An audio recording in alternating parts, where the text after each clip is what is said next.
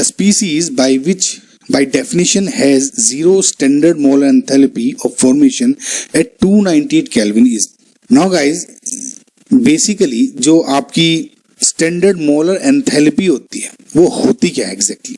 कि जितनी रिएक्शन एक मोल कंपाउंड को उसके प्योर सब्सटेंस से बना के बने कि enthalpy change of a chemical reaction in which 1 mole of a pure substance is formed, right, from the free elements in their most stable state. So अब इन्होंने कहा है कि अब देखिए जो भी कंपाउंड फ्री एलिमेंट्स अपनी जो नेचुरल स्टेट में पाए जाते हैं एट रूम टेम्परेचर, वे उनकी जो आपकी डेल एच एफ नोट है वो 0 होगी, ये हम सबको पता है.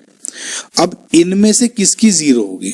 अब आप एक बात नोट करिएगा, इस जो रूम टेम्परेचर है, राइट, अब देखिए पहला Br2 और Cl2, जो हेलोजेंस होती हैं fluorine, chlorine, bromine and iodine, इनमें से इकलौता एक आयोडीन है जो कि at room temperature solid state में होता है.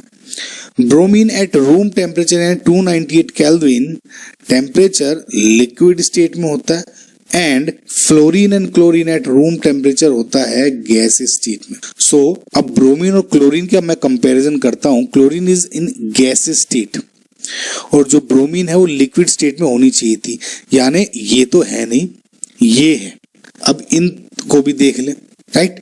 अब इनको देखिए H2O है. H2O तो बेसिकली वैसे भी अपनी स्टैंडर्ड स्टेट में नहीं है क्योंकि H2O खुद ही H2 और O2 को मिला के बनती है, राइट. सो इसका आंसर ये नहीं है.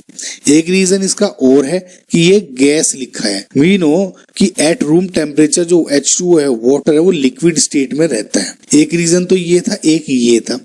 गैस वो लगभग जो बॉइलिंग पॉइंट के ऊपर हो जाता है तब उसका होता है गैस स्टेट में, वेपोराइजेशन जब होता है. तो ये भी नहीं है. चौथा ऑप्शन अगेन सेम रीजन ये वाला कि जो मीथेन है वो कार्बन प्लस H2 से मिलके बनेगा, राइट. सो ये भी कंस्टिट्यूएंट प्योर एलिमेंटल फॉर्म में नहीं है अपनी. सो ये भी गलत है. सो आपका आंसर जो है वो बी है.